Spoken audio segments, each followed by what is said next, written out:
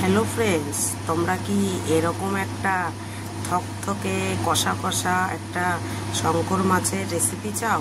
তো দেখো, আজ আমি কিন্তু তোমাদের জন্য একটা ভালো সুন্দর একটা রেসিপি নিয়ে এসেছি। খুবই কম সময়ে হয়ে যাবে। তো এই রেসিপিটার জন্যে এরকম একটা সুন্দর গ্রেভি টাইপের একটা শঙ্কর মাছের তরকারি করার জন্য কিন্তু আমার রেসিপিটা দেখে নিতে হবে। তো চলো বন্ধুরা, লেটস গো, স্টার্ট করে দিই।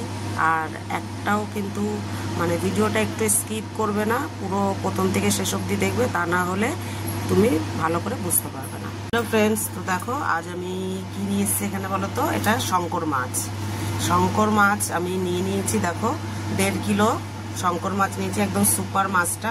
তো আমি এটাকে কিন্তু প্রথমে ঠান্ডা জলে ধুয়ে, তারপরে একবার গরম জলে ধুয়েছি, তারপরে আবার ভালো করে লবণ দিয়ে মাখিয়ে আবার ধুয়েছি, যেহেতু এতে বালি থাকে, খাওয়ার সময় গালে লাগার সম্ভাবনা থাকে, তাই জন্য এটাকে ভালো করে ধুয়ে এই যে কালো কালোগুলো দেখতে পাচ্ছ, এগুলোকে কিন্তু সব তুলতে হবে। তো দেখো আমি মাছটাকে সুন্দর করে হলুদ লবণ মাখিয়ে নিয়েছি, এতে সামান্য তেল দিয়ে, যেহেতু মাছটা ফুটে। তো এখানে দেখো আমি কড়াইতে তেল গরম করে নিয়েছি, কড়াইটাও গরম হয়ে গেছে। তো আমি এবার মাছগুলো দিয়ে দেবো একে একে।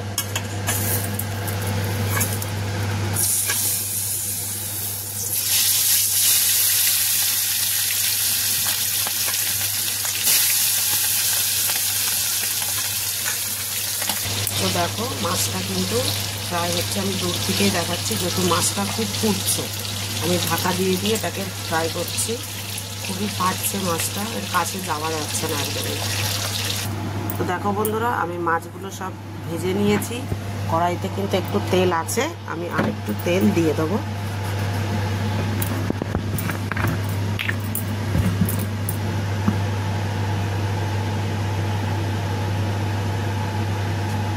আর একটু আমি তেল দিয়ে দিলাম, দিয়ে তো দেখো বন্ধুরা, আমি ওই তেলে দিয়ে দেবো কটা গোটা জিরে,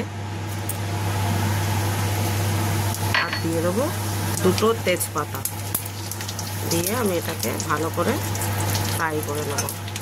তো দেখো আমি কিন্তু মশলাটা জিরেটা ইয়ে গেছে, আমি একটু চিনি দিয়েছিলাম, চিনিটাও আমার ভালো করে মেল্ট হয়ে গেছে। এবার আমি মশলা দিয়ে দেবো। দেখো মশলাটা আমি দিয়ে দিয়েছি। মশলা বলতে কিছুই না, আদা রসুন পেঁয়াজ কাঁচা লঙ্কা আর একটু জিরের গুঁড়ো দেবো, এরকম মাংসের মশলা হয়। আমি এবার এর ভিতরে দিয়ে দেবো হলুদ। হলুদটা কিন্তু পরিমাণ মতো, আমি রোজই একই কথা বলি তোমাদের। লবণ, লবণটা একটু বুঝে দিতে হবে, যেহেতু তরকারিটা হবে কষা কষা, ঝোল একদমই হবে না। আর একটু জিরের গুঁড়ো দিয়ে আমি এটাকে সুন্দর করে মিশিয়ে দেবো। মিশিয়ে দিয়ে এটাকে মশলাটাকে কষাতে হবে ভালো করে। তো দেখো মশলাটা আমার একদম সুন্দর করে কষানো হয়ে গেছে, দেখতে পাচ্ছি।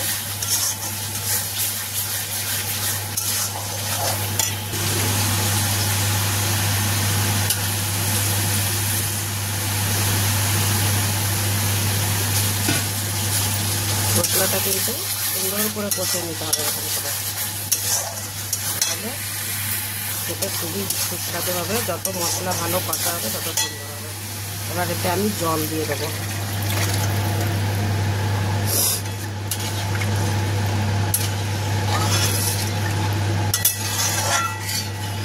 এই ঝোলটা ফুটতে একটু অপেক্ষা করতে হবে। ঝোলটা ফুটলে আমি মাছগুলোকে দিয়ে দেবো।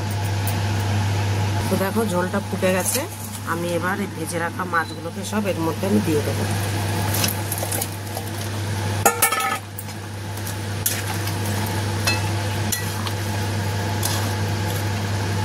দিয়ে এবার এটাকে কিছুক্ষণ ফোটাতে হবে।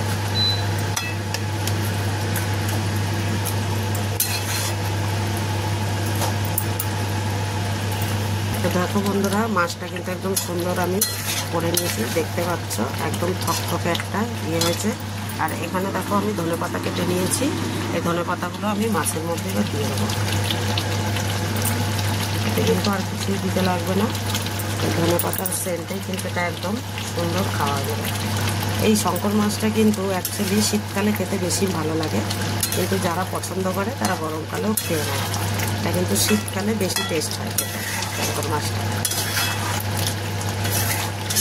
দেখলে দেখতে পাচ্ছ আমার কিন্তু হয়ে গেছে। এবার কিন্তু এটাকে আমি নামিয়ে দেবো। কত সুন্দর একটা গ্রেভি হয়েছে। এবার আমি এটাকে নামিয়ে দেবো। তো দেখো তোমরা, আমি কিন্তু নামিয়ে দিয়েছি তরকারিটা, আর দেখতে কিন্তু খুবই সুন্দর হচ্ছে। দেখো তোমরা, আমি ফোনের মধ্যে গন্ধটা, স্মেলটা তোমাদের শোকাতে পারছি না, খুবই সুন্দর একটা স্মেল বেরোচ্ছে ধনেপাতা, আর খুবই সুন্দর একটা কম্বিনেশান। তো দেখো, তোমাদের ভালো লাগলে এইভাবেই কিন্তু ট্রাই করো বাড়িতে, আর সবাই খেয়ে কিন্তু একদম আঙুল চেটে পুটে সাফ করে দেবে, আর তোমার সবাই বাহ বাহ করবে। ভালো লাগলে অবশ্যই লাইক, কমেন্ট, শেয়ার, সাবস্ক্রাইব করতে একদম ভুলবে না। ভালো থাকো, সুস্থ থাকো, আর ভালো ভালো রেসিপি রান্না করে খেতে থাকো।